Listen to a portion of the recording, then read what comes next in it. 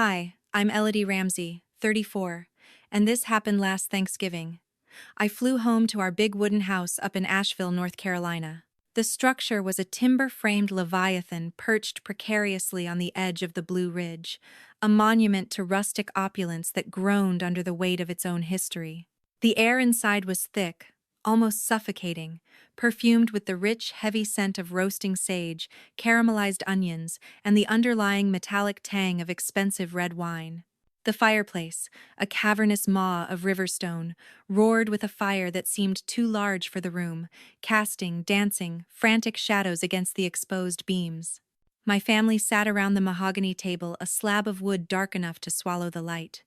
They were a tableau of performative joy. My father, Gregory, sat at the head, wielding the carving knife with the precision of a surgeon and the arrogance of a king. The blade flashed in the firelight as he severed the turkey's leg, juice running down onto the silver platter like a sacrificial offering. My stepmother, Valerie, was a vision in cashmere and diamonds that caught the flicker of the candles, her laughter tinkling like broken glass every time Dad made a joke that wasn't funny. And then there was Cole, my brother, 27 years old, yet he sat there with the expectant, open-mouthed hunger of a toddler, his eyes glued to the mounting pile of meat on his plate, oblivious to the storm gathering in my chest. They were laughing, passing heavy porcelain bowls of mashed potatoes whipped with truffle oil, ladling gravy that shimmered with fat. They acted as if the world was unbroken. They acted as if the foundation of this house, of this life, wasn't crumbling into dust beneath their feet. I watched them eat. I watched the grease shine on my father's chin. I watched Valerie pick delicately at a candied yam. I waited. I waited until their mouths were full, until they were choked with the bounty I had provided, until the silence between chews was the only sound in the room. Then, I set my wineglass down. The crystal made a sharp clink times against the wood, a gavel striking a bench. I smiled, a tight, skin-deep expression that didn't reach my eyes, and asked, "Hey, did the hospital already mail the surgery appointment letter?" The question hung in the air, suspended in the heat of the room. Dad paused, a forkful of stuffing halfway to his mouth. He looked at Valerie. A silent communication passed between them, a flicker of shared guilt, quickly smothered by entitlement. They actually laughed. It was a nervous, wet sound. "Oh yeah, it came last week," Dad said, his voice terrifyingly casual. He went back to cutting the turkey, the knife screeching faintly against the bone. "We opened it." He snorted, a dismissive sound, as if discussing a parking ticket. "But we used that money for Cole's 27th birthday blowout instead. Kid only turns 27 once, right? Gotta make memories while the sun shines." The table kept smiling. Cole didn't even look up from his plate. He just kept shoveling food, nodding rhythmically as if Dad had merely commented on the weather or the price of gas. The disconnect was so violent, so absolute, that for a moment, I thought I was hallucinating. I thought perhaps the stress of the last decade had finally snapped something in my brain. But no. The gravy boat was real. The fire was real. The monstrous selfishness sitting across from me was real. I set my fork down slowly. I placed my hands on the table, palms flat, feeling the grain of the wood. I looked them dead in the eyes, first Dad, then Valerie, then the top of Cole's head. I spoke, my voice dropping to a register that was terrifyingly calm, devoid of any tremor. "So," I said, letting the word expand in the room, "I guess you still don't know who actually needed that surgery." The room went dead silent. It wasn't just quiet. It was the silence of a vacuum, where sound goes to die. The crackling of the fire seemed to stop. The clinking of silverware ceased. Dad's face drained of color, the flush of wine replaced by a sickly ash-gray pallor. The knife in his hand wavered. My stepmom froze, a spoon of cranberry sauce hovering halfway to her mouth, a ruby-red droplet falling from it to stain the pristine white tablecloth like a drop of fresh blood. Cole finally looked up. He stared at his plate, then at me, his brow furrowing in that slow, confused way of his, like a child trying to read a language he hadn't learned. He blinked, his mouth slightly open, a piece of turkey visible on his tongue. That one sentence turned Thanksgiving into a nightmare in 3 seconds flat. The morning light crept through the old wooden blinds of the living room the next day, casting long, barred shadows across the floor like a prison cell. I hadn't moved from the couch all night. The leather was warm beneath me, but my bones felt like ice. My phone was still clutched in my hand, the screen cracked in a spiderweb pattern from when I'd dropped it hours ago, right after the screaming had stopped and they had stormed off to bed, slamming doors like petulant teenagers. I finally unlocked it again, the bright light stinging my tired, gritty eyes. I opened the banking app one more time, my thumb hovering over the icon, a desperate, irrational prayer looping in my mind. Asterisk. Please let it be a glitch. Please let the numbers be there. Asterisk. I tapped it. The screen refreshed. Asterisk, asterisk. Available balance, $0. 00. Asterisk, asterisk. The number 0 stared back at me, a hollow, perfect circle, a void where $178,000 used to be. I closed my eyes and let the headrest absorb the weight of my skull. I had spent the last 10 years keeping this family afloat. I was the engine, the fuel, and the mechanic of the Ramsey family vehicle. Every paycheck I earned as a senior consultant went straight into the gaping maw of their lifestyle. I lived in a shoebox apartment in Denver, eating instant ramen and working 80-hour weeks, skipping sleep, skipping relationships, skipping life. For what?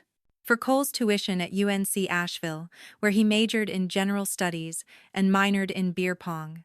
For the down payment on his BMW M3 when he turned 21, a car he crashed 3 months later.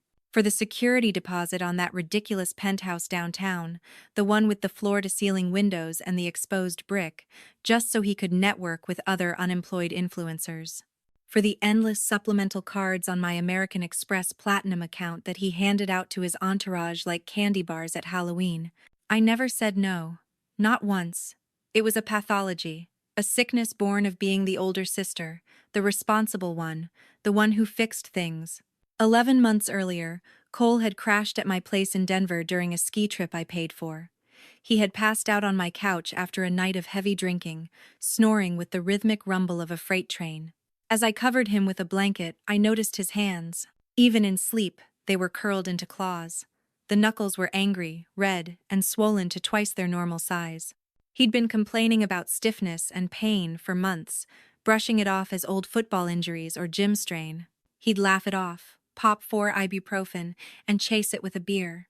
But looking at his hands in the blue light of the television, seeing the inflammation radiating up his wrists, something cold settled in my gut. It wasn't an injury. It was systemic. While he slept, dead to the world, I carefully drew 2 vials of blood. I had ordered the phlebotomy kit online weeks prior, suspecting something was wrong. I was gentle, practiced. He didn't even stir. I labeled them, packed them in ice, and drove them myself to the lab the next morning before the sun crested the Rockies. 2 days later, Dr. Nolan Beckett called me. Nolan. My ex. The man I had pushed away because I was too busy parenting my own parents. He was the only rheumatologist in the country I trusted with the truth. Elodie, his voice was grave, stripping away the pleasantries.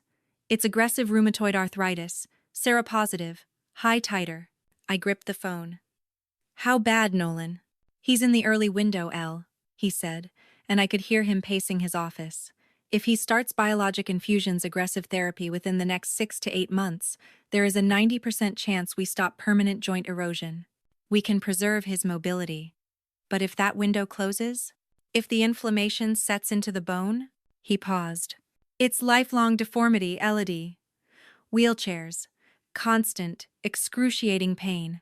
A lifetime of opioids just to get out of bed. I didn't tell a soul. Not one. Cole would have spiraled into a depression or denied it entirely until he couldn't walk. Dad would have dismissed it as weakness or suggested some holistic crystal therapy he read about on Facebook. Valerie would have turned it into a drama starring herself, weeping about how hard it was to have a sick child while doing nothing to help him. So, I did what I always do. I fixed it quietly. I set up a revocable living trust. Asterisk. The Cole Ramsey Medical Trust. Asterisk trustee. Elodie Ramsey. Beneficiary. Cole Ramsey. Usage. Medical expenses only. I poured my life into that account. Every quarterly bonus, every federal tax refund, every penny I saved from skipping vacations, from buying generic brands, from wearing the same winter coat for 5 years. $178,000. It was the exact deposit Duke University Hospital required upfront for the first year of the specific, experimental biologic therapy Nolan had recommended, plus the projected hospital stays. Because I traveled for work, constantly flying between time zones, I added one single emergency clause: a fatal flaw, a crack in the armor. Asterisk. In case of immediate medical necessity for the beneficiary, either parent may request disbursement with verbal confirmation and a digital follow-up authorization from the trustee. Asterisk. I never thought they'd find it. I never thought they'd use it. They did. Last week, while I was stuck in a basement conference room in Denver, buried in a merger negotiation, Valerie called my private banker. She used the exact words from the clause. She was an actress delivering the performance of her life. "Elodie is overseas," she sobbed into the phone. "Cole is in crisis. He's in the hospital. She authorized me to handle it. Please, you have to help us." Then, she forwarded an email. It was from an address that looked exactly like mine. Asterisk Elodie, Corp Travel, 87@gmail.com, asterisk. It was a forgery. A masterful, digitized lie giving explicit permission. The banker saw the clause. She saw the email. She heard a mother crying in panic on the phone. She released the full amount in one wire transfer. And where did it go? It didn't go to Duke. It didn't go to a pharmacy. It went to the Cole 27 Festival, a private mountain lodge rental for the entire weekend. A semi-famous indie band flown in on a private jet from Nashville. Custom fireworks designed to explode over the Blue Ridge Mountains in the shape of Cole's face. 300 guests, half of them influencers who didn't know Cole's middle name but needed the content for their feeds. An open bar stocked with top-shelf liquor. Catering by the hottest chef in Asheville. Ice sculptures. I pulled up Cole's Instagram on my shattered phone. The stories were still there, archiving the destruction of his future. There he was, crowd surfing on a sea of hands, a bottle of Dom Perignon in his fist. There he was, popping champagne on a balcony as the sun rose over the mountains, the caption reading, asterisk, King of the World. There he was, grinning in front of a neon sign that buzzed electric blue, asterisk, asterisk, 27 and unstoppable. Asterisk, asterisk. He looked so happy. He looked so healthy. He had no idea that the money lighting up his night, the money paying for the vodka in his veins, was the only thing standing between him and a wheelchair. He had no idea that the stiffness in his knees was the sound of a clock ticking down to 0. I sat there until the sun was high in the sky, heating the glass of the window. My phone died in my lap, the screen going black. My little brother, the same kid I used to carry on my shoulders when he was 5 to keep his feet out of the mud, was about to lose everything. Because our own parents threw his future into a bonfire for one weekend of likes and ego. For the first time in 10 years, I didn't cry. I didn't scream. I didn't throw the phone. I just felt something inside me, some vital, load-bearing strut of my soul switch off. It was a mechanical failure, a severance. And that was the morning I decided they were on their own. The doorbell ripped through the silence at 2:00 the morning, a jagged, aggressive sound. I knew who it was before I even reached the door. I could feel their chaotic energy radiating through the wood. I opened it, and there they stood, framed by the darkness of the porch. Dad, Valerie, and Cole, all three of them reeking of last call bourbon, stale smoke, and rage. Valerie shoved past me first. She wasn't the poised socialite anymore. Her mascara was smudged beneath her eyes, and her hair was fraying at the edges. She clutched a thick stack of papers in her manicured hand like a weapon. She didn't waste a second on greetings. "You cut off every single one of Cole's supplemental cards, didn't you?" she hissed, spitting the words as she slapped the statements down onto my coffee table. The papers fanned out, revealing bold red, declined stamps. "His Amex is dead. He tried to buy a round of drinks for the promoters at the after-party, and it declined. Do you know how humiliating that is? Dad stormed in right behind her, bringing a gust of cold mountain air with him. His face was a map of fury. The BMW payment bounced, Elodie. The repo company already left a notice on the windshield. They're coming for it in 48 hours. 48 hours. He held up a finger, shaking it in my face. One missed payment. One. And they treat us like criminals because you canceled the auto draft. Cole lingered in the doorway. He looked smaller than I remembered, stripped of the neon lights and the crowd. He was wearing a hoodie that was half-zipped, his eyes bloodshot and glassy. He leaned against the doorframe, rubbing his left knee absent-mindedly. "Sis," he mumbled, his voice thick. "The leasing office taped a 10-day pay or quit notice on the penthouse door this morning. My roommates are freaking out. I'm about to be homeless." I closed the front door slowly, shutting out the night. I leaned against it, crossing my arms over my chest. For the first time in my life, facing their combined wrath, I didn't flinch. I didn't feel the familiar curdle of guilt in my stomach. I felt nothing but a cold, hard clarity. Valerie kept going, her voice climbing an octave, approaching hysteria. "Do you have any idea how this looks? His friends are blowing up his phone. Yo, why is your card dead? Yo, why are you getting evicted? He is 27 years old, Elodie. He is a brand. He is not some broke college kid. This is professional suicide." Dad stepped closer, invading my personal space. He smelled of whiskey and old anger. "You don't get to pull the plug whenever you feel like it. You don't get to have a tantrum because we spent some money. This family runs on what you provide. Always has. You stop, we all stop. That is the deal. That is the contract." Cole finally stepped fully inside, limping slightly. "Come on, Elle. Just turn everything back on. I'll pay you back when my next brand deal hits. Celsius is looking at me. 2 weeks tops." I looked at each of them, one by one. I saw 10 years of excuses, 10 years of guilt trips, 10 years of emergency Venmo requests at 3 a.m. because Cole was stuck in a club in Miami, 10 years of missed flights because I had to cover rent. 10 years of working double shifts on Christmas while they posted photos of their ski trips. I took a slow breath, tasting the stale air of the room. No. The word hung in the air like a gunshot. Short. Final. Deafening. Valerie's mouth actually fell open. She blinked, her brain unable to process the syllable. "What did you just say?" "I said no," I repeated, my voice steady. "Not another dime. Not another payment. Not another excuse." Dad's face turned a dangerous shade of purple. "You don't get to decide that. You've been bankrolling us since you were 24. That is your role. You are the provider. You don't just walk away from your family." "My role?" I laughed, a short, sharp bark of a sound. "I am not an ATM with a pulse, Dad. I am your daughter. Or I was." Cole tried the puppy dog eyes, the wide, soulful look that had worked on me when we were kids, when he broke my toys or lost my homework. "Sis, please, I've got appearances lined up, sponsors. If I show up looking broke, if I lose the penthouse, it's over. My image is everything." Valerie snatched the papers up again and shook them at me. "Look at these balances. Look at what you've done. You want your little brother on the street? You want him sleeping in a shelter?" I didn't touch the stack. I didn't even look at it. "He is 27, I said. "He has a degree. He has working limbs for now. He never uses a car he can't afford and an apartment he doesn't pay for. That is not my mess anymore. You spent his lifeline on fireworks. Now you can figure out how to pay for the fallout."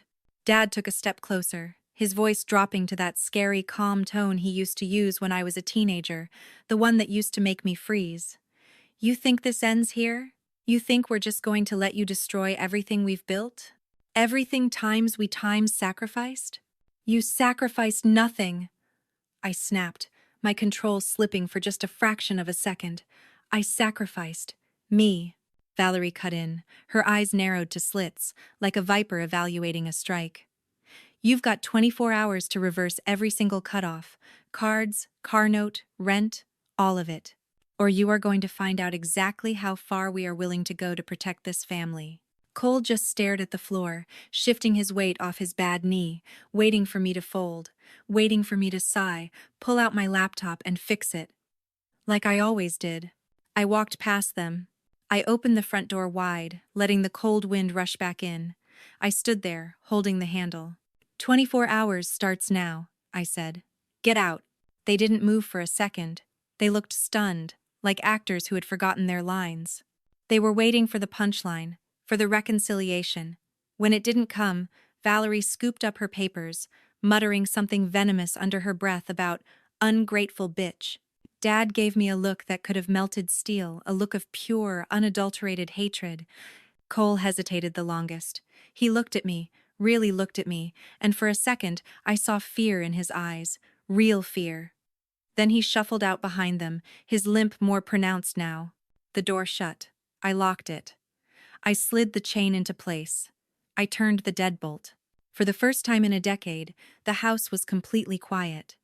I stood there in the dark hallway, my heart hammering against my ribs like a trapped bird, waiting for the guilt to crush me. I waited for the sobbing to start. I waited for the urge to run after them and apologize. It never came. A thick manila envelope sat on my doorstep when I got home from work 3 days later. No stamp, no return address, just my name typed in bold, aggressive Arial font. I carried it inside, slid a knife under the flap, and pulled out the contents. As I read the header, the floor seemed to tilt under my feet, throwing off my equilibrium.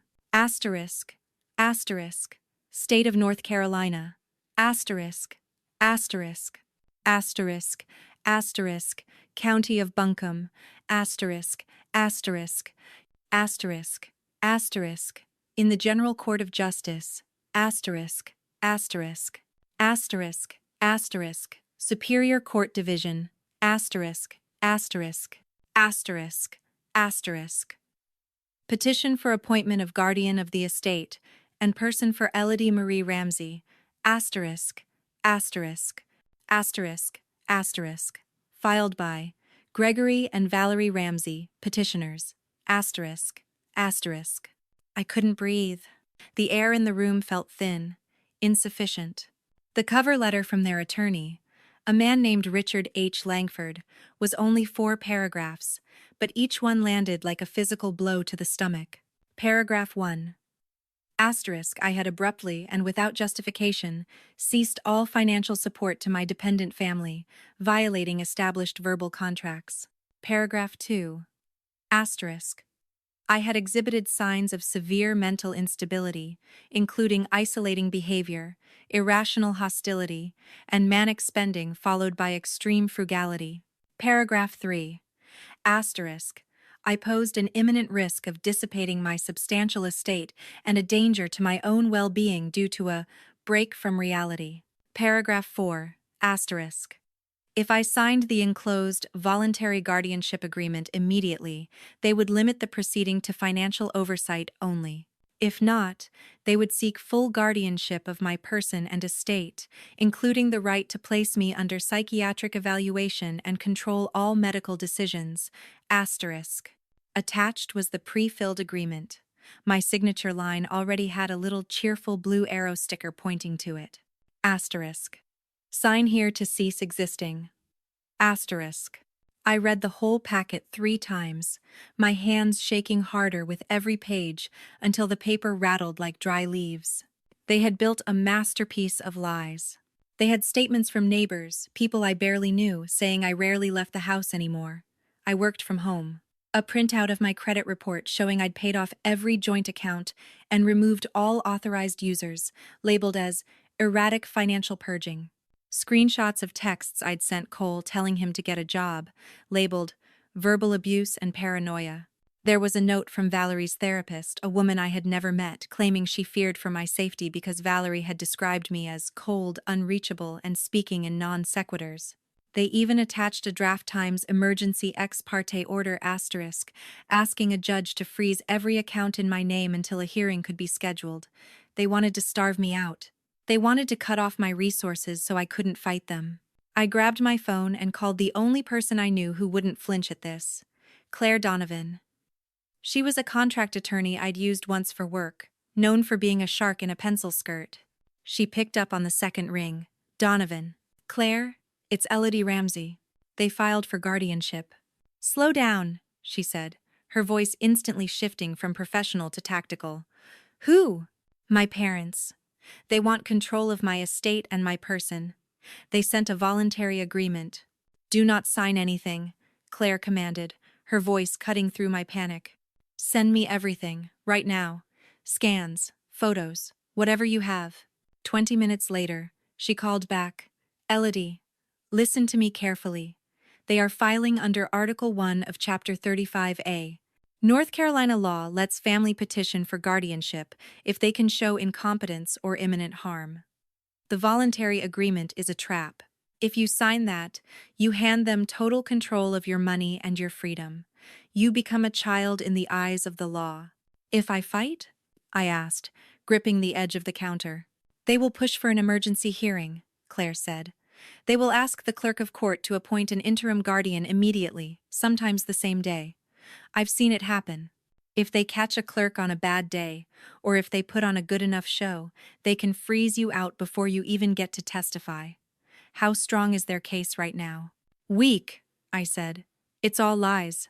Clerks grant interim orders all the time on thin evidence, especially if the petitioner cries in court and claims you're a danger to yourself, she warned. We need to move fast. We need to build a fortress. She told me to gather every bank record, every text thread, every proof that I was perfectly competent and that they were the ones who drained a medical trust. She told me to expect things to get ugly.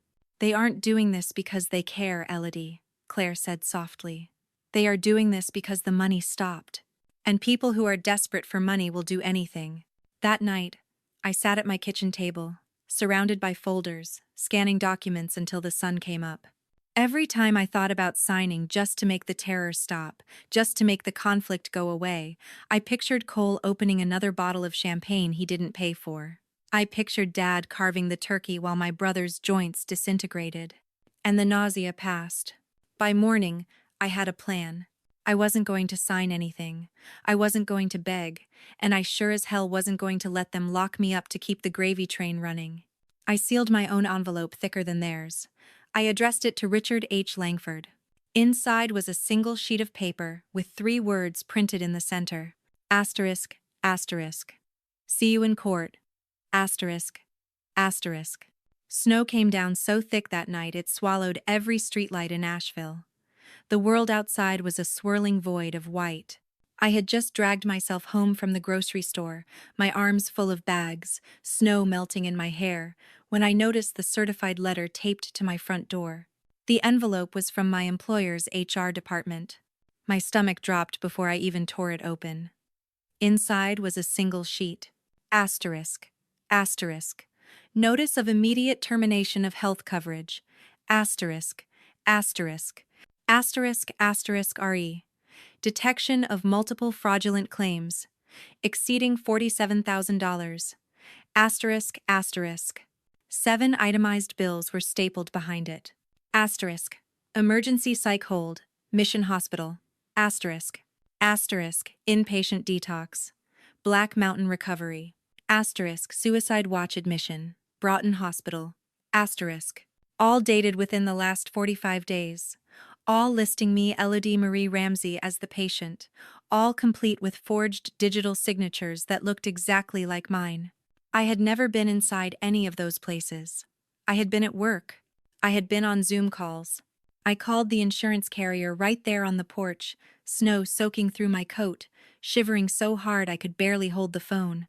After 43 minutes on hold, listening to an upbeat jazz loop that sounded like mockery, a supervisor finally came on the line. "Ma'am," she said, her voice wary. "These claims were submitted through the provider portal with your member ID, your date of birth, and a digital attestation. Federal law requires us to suspend coverage pending a fraud investigation." "Where did they come from?" I screamed into the wind. "I wasn't there. Check the IP addresses." She paused, typing.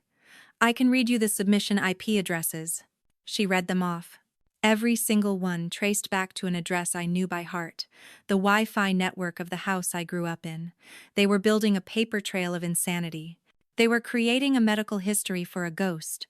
That same night, just past 1:30 a.m., the silence of the snowstorm was shattered. Someone started hammering on my door so hard the walls shook. Asterisk, Boom, boom, boom, asterisk. I crept to the peephole, my heart lodging in my throat. 2 Asheville Police Department cruisers sat in my driveway, their light bars painting the blizzard in violent strokes of red and blue. The lights strobed against the falling snow, creating a disorienting, hallucinogenic effect. I cracked the door, keeping the chain on. Snow poured in sideways. The officer closest to me was brushing flakes off her shoulders. She looked exhausted. Her nameplate said **Klein***.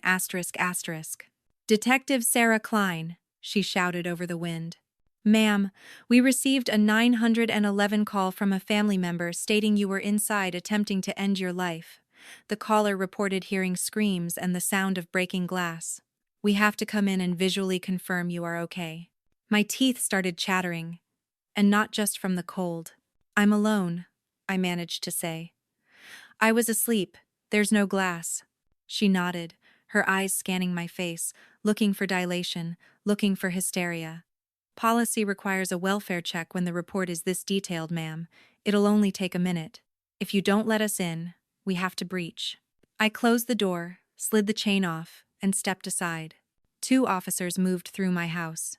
Fast, heavy boots leaving wet, muddy prints on my hardwood floors. They opened every closet. They checked under the bed. They shone flashlights into the shower. They pulled open the drawers in the bathroom, rattling my toothpaste and face cream, looking for pill bottles, looking for razors. One of them radioed back, the static loud in the quiet house. Subject located conscious, no visible injuries, no weapons, no signs of self-harm. Premises clear. Detective Klein handed me a clipboard. Refusal of medical transport. My signature came out shaky, a jagged line that barely looked like my name. As they turned to leave, she paused on the doorstep, the snow swirling around her hat like a halo. You want to tell me who's got it out for you this bad? She asked quietly. I laughed once, a sound that hurt coming out of my chest. My parents. She didn't blink. She didn't look surprised. We get a lot of those calls, custody battles usually, or inheritance. Most of them aren't real. She handed me her card. Next time they pull this, you call me directly. I'll make sure the responding officers know the history. Don't let them rattle you. After the taillights disappeared down the snowy road, I stood in the open doorway, letting the storm blow in until my fingers went numb. Then I shut the door. I slid every bolt. I dragged a heavy oak dining chair under the knob for good measure. I opened the insurance portal on my laptop and watched my platinum plan turn red. Canceled. Fraud investigation. $47,000 in fake claims. One phone call at 1:30 inches the morning. Cops kicking in the snow. They weren't even pretending to be subtle anymore. This was a siege. I curled up on the couch, still wearing my wet coat, my boots dripping onto the rug. The house was silent except for the wind rattling the old windows. For the first time since I cut them off, the absolute crushing loneliness of it crashed over me like an avalanche. No one was coming to save me. No one even believed I needed saving. I stayed on that couch until the sky outside turned the color of dirty dishwater, clutching Detective Klein's card so hard it left deep red indentations in my palm.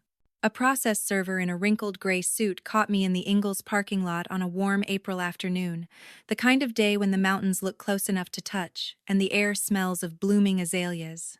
He stepped right in front of my grocery cart, blocking my path. He handed me a thick white envelope with the red Buncombe County seal. I didn't need to open it. I knew.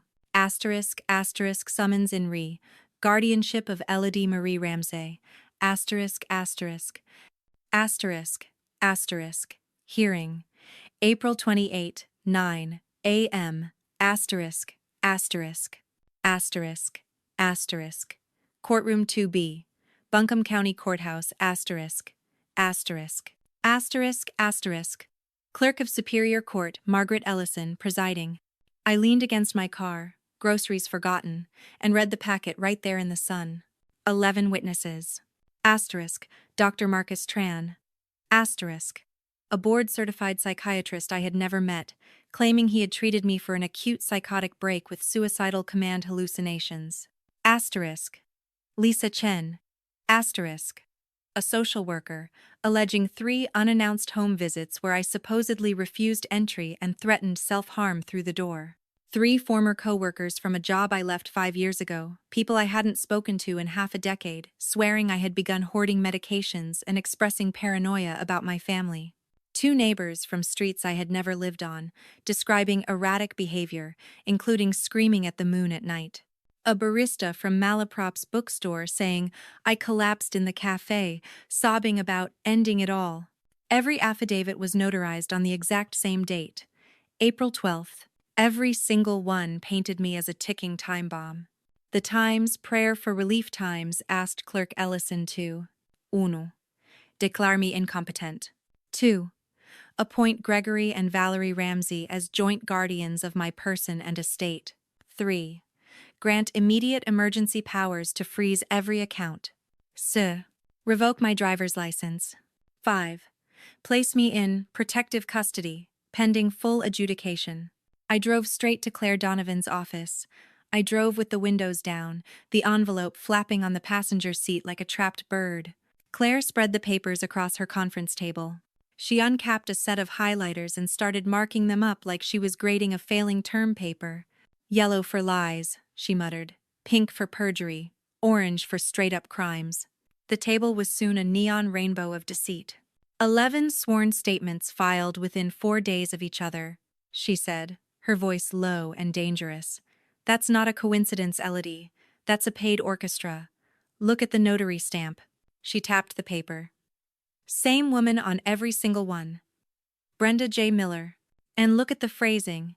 3 of these witnesses used the exact same sentence. Asterisk.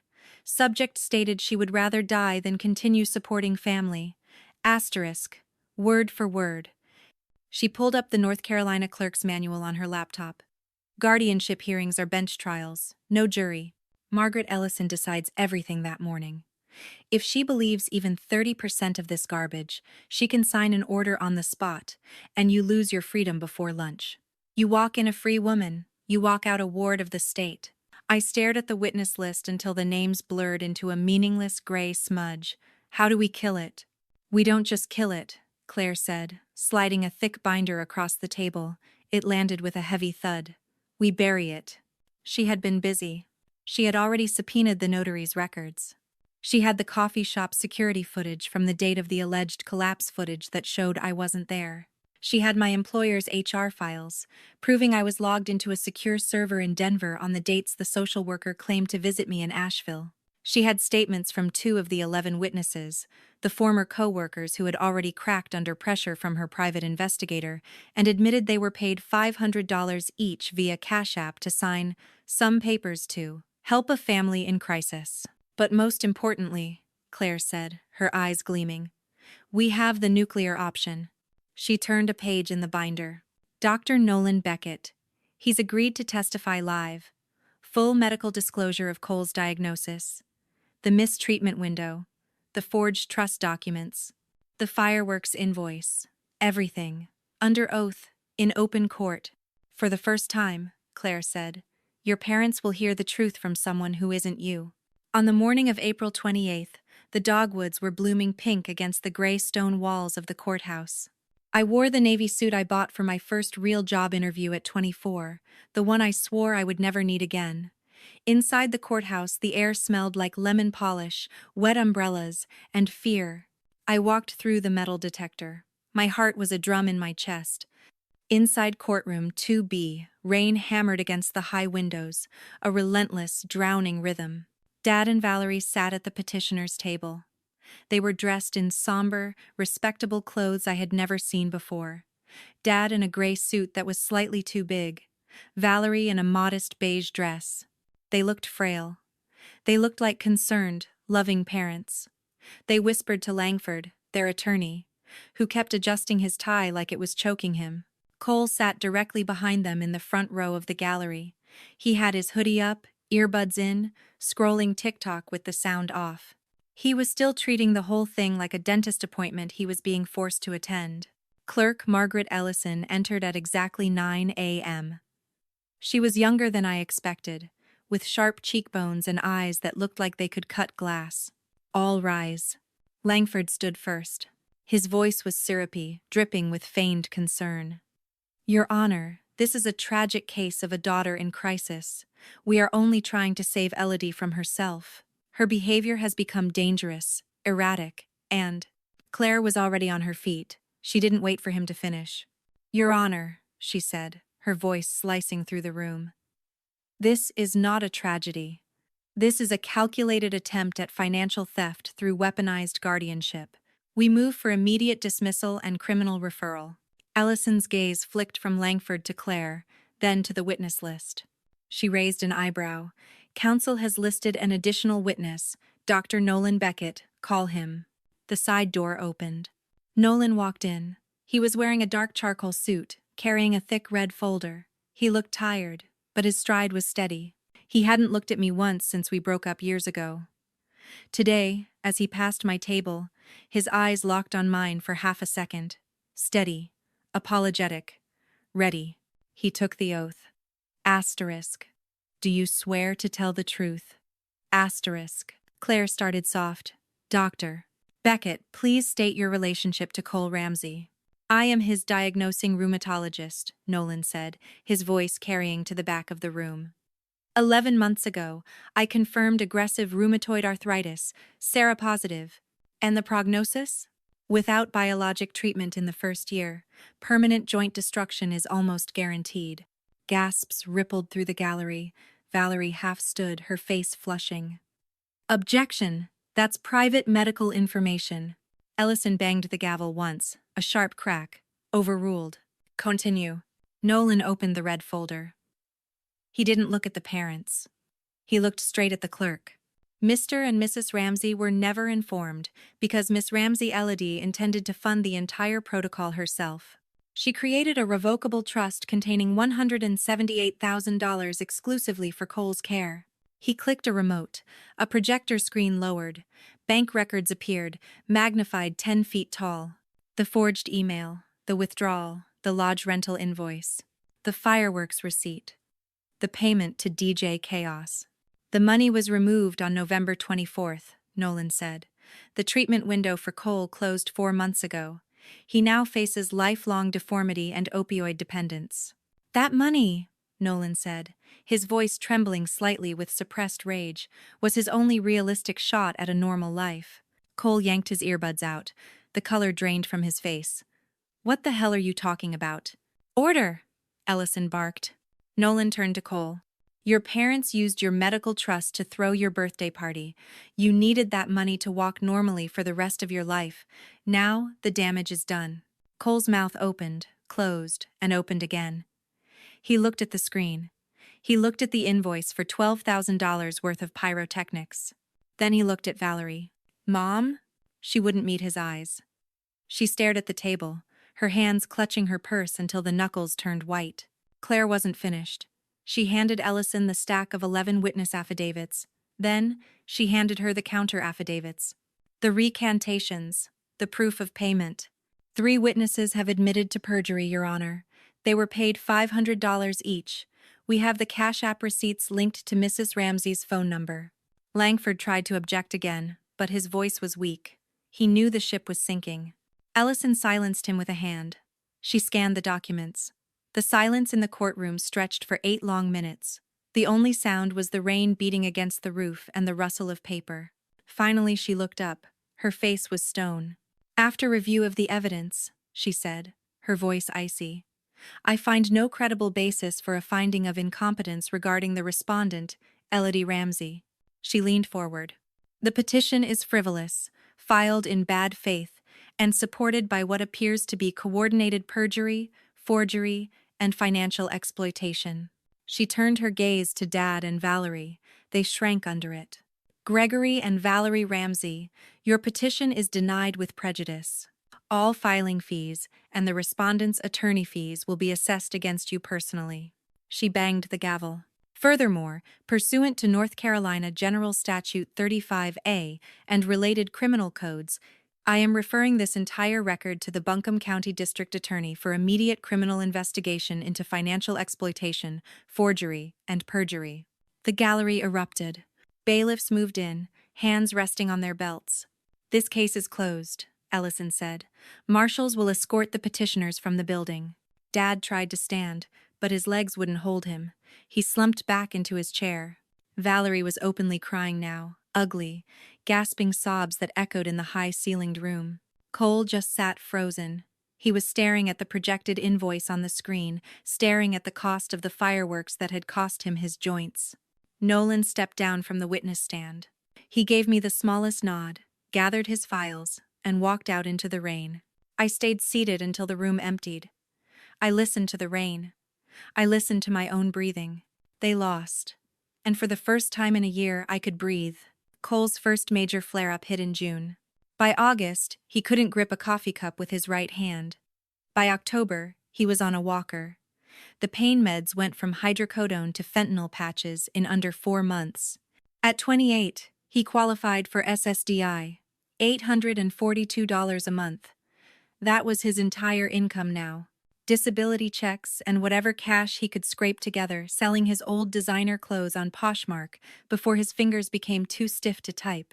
Dad and Valerie lasted exactly 91 days after the hearing. The court-ordered sanctions and attorney fees topped $130,000. The investigation froze their remaining assets. Their house, the big wooden house on the ridge, went into foreclosure the week before Christmas. The bank padlocked the heavy doors I grew up behind. I heard they loaded what little they had left into a rented U-Haul in the middle of the night, trying to avoid the neighbor's gaze. I never answered a single voicemail. I blocked every number. I put my own house, the one in Asheville, on the market in January. It sold in 6 days. Cash offer from a couple out of Nashville, looking for a mountain getaway. I paid off the last of my student loans. I closed every joint account that still had my name on it. I bought a one-way ticket out. Charlotte was only a 2-hour drive down I-40, but it felt like another planet. New job, new apartment in Noda, with exposed brick and silence, new phone number. I even started going by my middle name at work, Marie, just to hear something that didn't remind me of them. The closing on the house was scheduled for the first warm day in March. I drove up one last time to sign the final papers. The Blue Ridge looked exactly the same. Mist hung low over the valleys, blue and smoky. The dogwoods were just starting to bloom again, oblivious to the human wreckage beneath them. I pulled into the gravel driveway that used to feel like home. The new owners had already changed the mailbox. The porch swing was gone. Someone had painted the front door a cheerful teal instead of the chipped forest green I remembered. I walked through every room one final time. The living room where Thanksgiving exploded. The kitchen where I used to make Cole grilled cheese when he was 5. My old bedroom now staged with generic art and a bed that wasn't mine. I left the keys on the counter next to the closing paperwork and locked the door behind me for good. Standing on the porch, I took one last look at the mountains that raised me. Somewhere down in the valley, in a cheap ground-floor apartment, Cole was probably waking up to another day of pain he couldn't outrun. Somewhere, Dad and Valerie were learning what it felt like to be the ones who ran out of options. I didn't feel triumph. I didn't feel guilt. I just felt finished. I got back in my car, rolled the window all the way down, and let the crisp mountain air hit my face one final time. Then I put the car in drive and headed east, watching the peaks disappear in the rearview mirror until they were nothing but a smudge on the horizon. Here's what I know now. What I wish someone had told me at 24 when I started carrying everyone on my back. Love isn't a blank check. Family isn't a lifetime subscription you can't cancel. And the second you make your peace someone else's emergency, you sign away your own future. If you are out there paying bills you didn't create, raising kids that aren't yours, keeping lights on for people who would watch yours go dark without blinking, listen to me. You are allowed to stop. You are allowed to walk away. You are allowed to choose yourself without being the villain. Because the people who really love you, they never would have let it come to this in the first place. That house is gone. Those mountains are someone else's view now, and I have never slept better in my life.